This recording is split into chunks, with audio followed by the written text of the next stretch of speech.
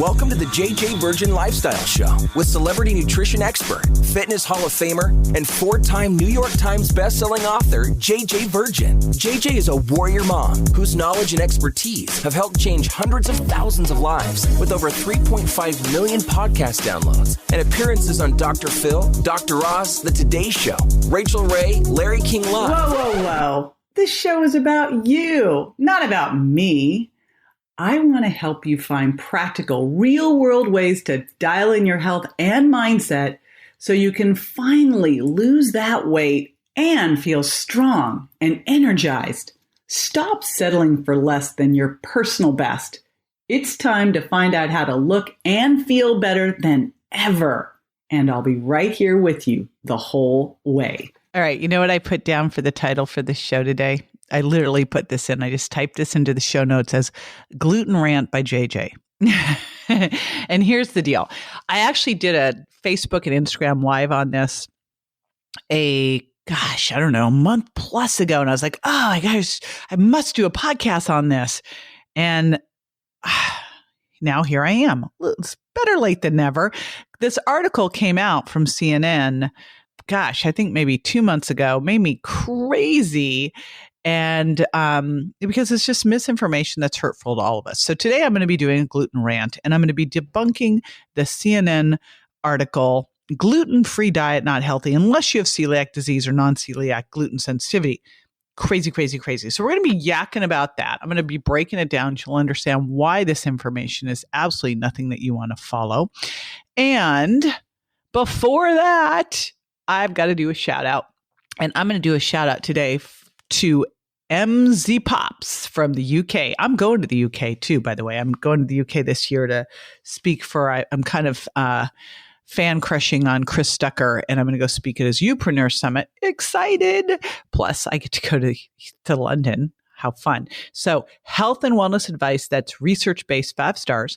I've lost 3 stones. How much is 3 stones? I've really got to look that up, but I've lost 3 stones so far following JJ Virgin's advice. I wasn't able to lose weight until I tried her elimination methods and discovered that dairy does me no good.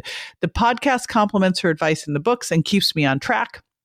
Nice to have someone look at the research and discuss health and wellness with specialists. Really appreciate the work that goes into this podcast. Amazing. Thank you. Yeah, I will tell you, it does take it takes an army, it takes a village to put this thing together because we've got to track down the most amazing guests. One of the cool things I have are really cool friends in the biz. So we have to track them down, put these all together, sit down, record them all, and then produce them, edit them, get the cool sheets together. And we always try to make super great sheets off of the podcast so you can get all the notes from the podcast. Plus, I always throw in extra stuff so that you can get cool resources. So there's, a lot goes into this. So I super appreciate you leaving the review. And if you haven't left one yet, I would love to support you and shout you out to everyone for supporting us back. So love if you would do that. And while you're there, be sure to subscribe. And I'm back and ready to rant. All right, here we go. So this article on CNN talked about the risks of going gluten-free. So number 1, a gluten-free diet is not healthy unless you have celiac disease or non-celiac gluten sensitivity. Now, what I will share with you is that studies prove that gliadin, which is a protein found in gluten, causes intestinal permeability, ready for this, in all individuals, regardless of whether or not they have celiac disease. By the way, we will put the blog post for this in the show notes at jjvirgin.com/gluten rant. Because there is a study that shows this. What does that really mean? If you eat gluten, you get leaky gut. If you get leaky gut, you know what you get? Food intolerances. If you get food intolerances, then you start to have joint pain, weight gain, food cravings, fatigue, inflammation, none of the stuff that we're doing to find ultimate health. So it can hurt you. And, I I've looked at a lot of testing, and what I found in my testing is that 40% of the people were showing some kind of gluten intolerance. Then I started helping hundreds of thousands of people pull gluten out of their diet. And yes, I got my butt kicked a little bit. I will tell you, from the more traditional health community, they were like, you're going to get deficient. I'm like, what are you getting deficient in? Which, by the way, we'll talk about coming up. It was like, you'll get deficient. I'm like, deficient in exactly what? What you lose out on from pulling gluten out. And when you look at a lot of the wheat now has glyphosates in it. So I don't know, you're getting deficient in toxins. You're getting deficient in releasing zonulin that gives you leaky gut. It's just craziness. So you will see, this is all research too. We'll put the research links in. Let's talk about the next one. Ready? If you eliminate gluten from your diet and then get tested for celiac disease, you run the risk of a false negative result because an accurate diagnosis requires that you consume gluten. If this occurs, you may not be aware that you actually have celiac disease. It is estimated that 70 to 85% of the population with celiac disease is undiagnosed. Now, I will tell you that I kind of started talking about it, then I went sideways. Shocking, I know. But I will tell you that I've pulled gluten out of hundreds of thousands of people's diets. And it is rare that anyone ever tells me after they pull gluten out and really pull it out, get it out 100% for at least 3 weeks. That's the minimum. But once they do that, I just don't hear people say, oh, you know what? I started eating gluten again and I feel fabulous. I just never hear it. All of a sudden people say, oh, you know what? I'm eating gluten. I'm tired. My joints ache. I feel bloated. I never hear someone say I'm eating gluten. It makes me feel good. I just don't. So here are some of the information from that. You can actually find evidence of celiac-based damage to your gut and antibodies in your bloodstream after going gluten-free because the damage that's been done in most patients with celiac disease has been done over a period of years. And let's be real. The notion that you should keep hurting yourself so you can figure out there's something wrong is like saying, I know you have a broken arm, but I'm not going to cast it because I want to be sure you keep hurting your arm so you know it's broken. I mean, it just makes no sense at all. But I know this to be true because I had a client way back when I used to see people one-on-one, and she came in and she was a dancer and she was stuffing her face with, she was eating so much food and she was emaciated and everyone thought she was lying and she was anorexic.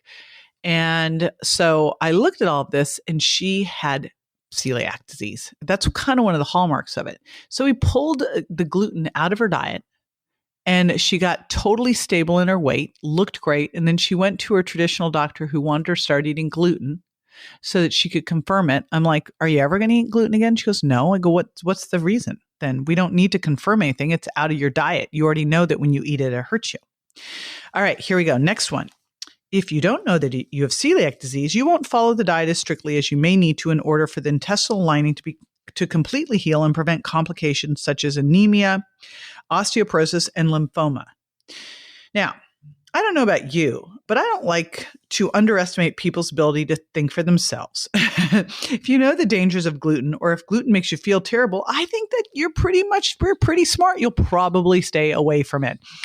That's a key thing here. If you know you've pulled gluten out of the diet. So in the Virgin diet, I had people take gluten out along with the other high-fi foods, and then give their body time to rebalance, to detox from those foods, to reduce inflammation, to start to feel what really feeling normal feels like, to heal the gut. Then you go back and you try a little. And then you go, wow, I feel crappy when I eat this. You will not go back. Like if you know something makes you feel rotten when you eat it, why would you eat it? Next one. Are you getting this article really made me mad because it was like, how can you be saying this stuff, CNN? Okay. If you unnecessarily cut out gluten, you may also be risking nutrient deficiencies. Gluten-free substitutes, if based on rice or tapioca, can be lower in fiber than their traditional counterparts and may not be fortified with B vitamins or iron. Heavy sigh. All right. Cutting out gluten doesn't put you at risk for nutrient deficiencies if you're eating a healthy diet. If you're not consuming a healthy diet, eating gluten still isn't going to fix that. If you're depending on whole wheat bread so that you get enough vitamins and fiber, then you are, you're making yourself so sick and overweight that doesn't even bear mentioning. If you're eating healthy greens and other non-starchy vegetables, low carbs, healthy fats, and clean lean protein, the amounts you should be, then nothing with gluten in it is going to be contributing to your dietary needs. So, the idea that we should be eating wheat bread because it's fortified with vitamins and so we can get our fiber it's just craziness. Again, eat a balanced diet. In the Virgin diet, I call it eating by the plate. Loads of non-starchy vegetables from the rainbow. Slow, low carbs like wild rice and squash and sweet potato and beans. Good, clean protein, wild fish, grass-fed beef, pastured chicken, healthy fats, avocado, raw nuts, and seeds. You get the idea. You're getting what you need. Okay, next one. Gluten-free products may be just as caloric as their gluten-containing counterparts. Well, that's true. And here's the thing.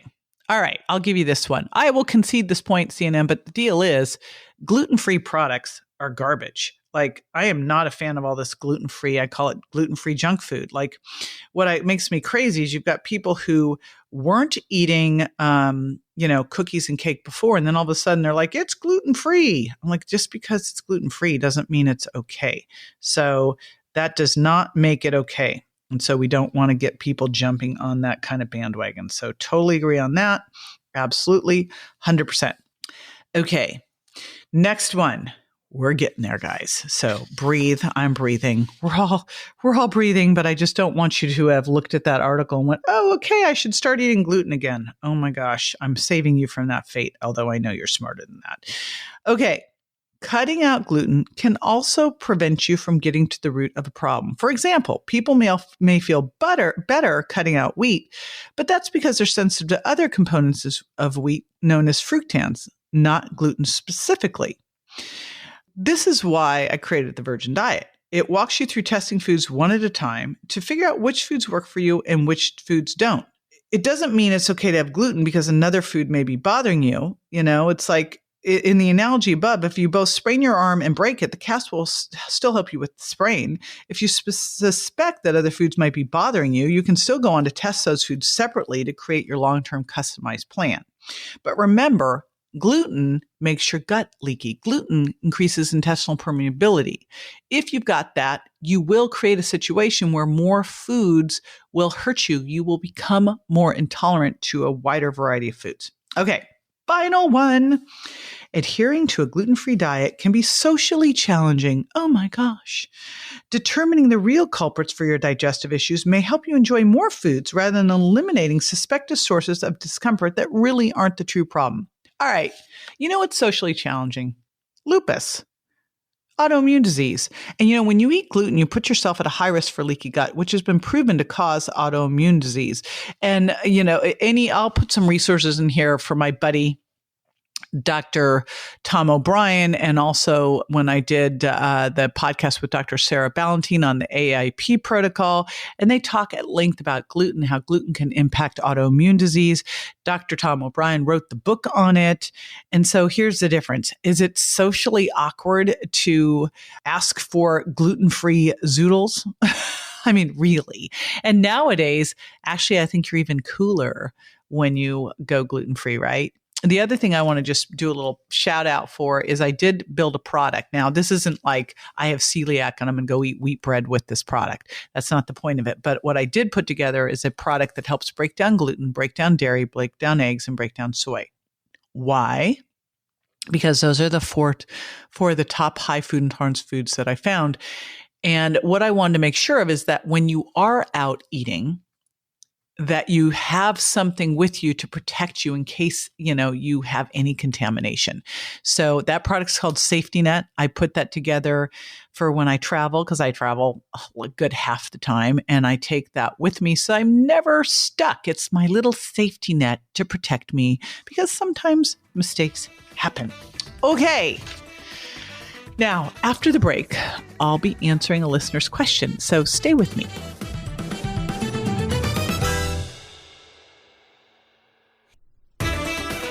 Welcome back. This is the time where I answer a listener's question. Now, before I do that, I want to remind you that you can pick up the show notes from today, and I've got some great links over to my buddies, Dr. Tom O'Brien and Dr. Sarah Ballantine, and some of the podcasts and info we got from them. You can get that at jjvirgin.com/gluten rant.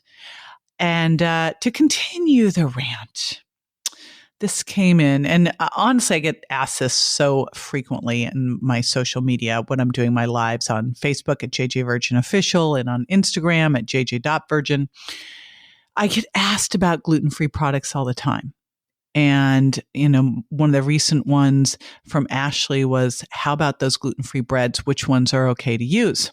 Here's the thing. When I wrote the Sugar Impact Guide, it was very clear when you start to look at the impact of processed grains is they just kick up your blood sugar. And so just because something's gluten-free doesn't make it okay. I wasn't eating bread before, don't start eating bread now. So I want you to be careful with that. The best gluten-free products are ones that don't need to say gluten-free. That would be things like avocado and wild salmon and almonds, right? So, just because you're now gluten-free, don't go hunting out there for gluten-free cookies and cake and all that stuff. It's junk food. It's processed. But if you are looking for some things, I've been really loving Siete Foods cassava and coconut tortillas. So that's one that I will use. But I want you to be careful with what my buddy Dr. Alan Christensen calls the dry carbs. In fact, he did a really great distinction. We were doing a Facebook Live, I think, on this, and he was talking about wet carbs versus dry carbs. Wet carbs are things like wild rice or oatmeal. And you want to get, by the way, certified gluten-free oatmeal because they process it in the same plant as gluten-containing grains. But it would be oatmeal and beans and things that have water in them versus things like chips and cereal.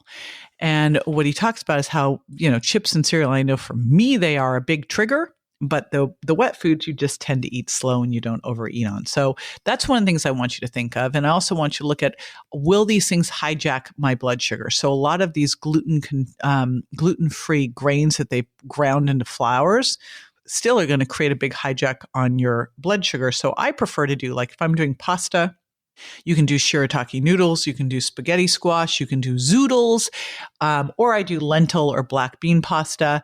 If I'm doing tortillas, I tend to look for more of the coconut ones. You can do almond ones. If I'm using flours, I use almond and coconut flour. That's what I like to go over to.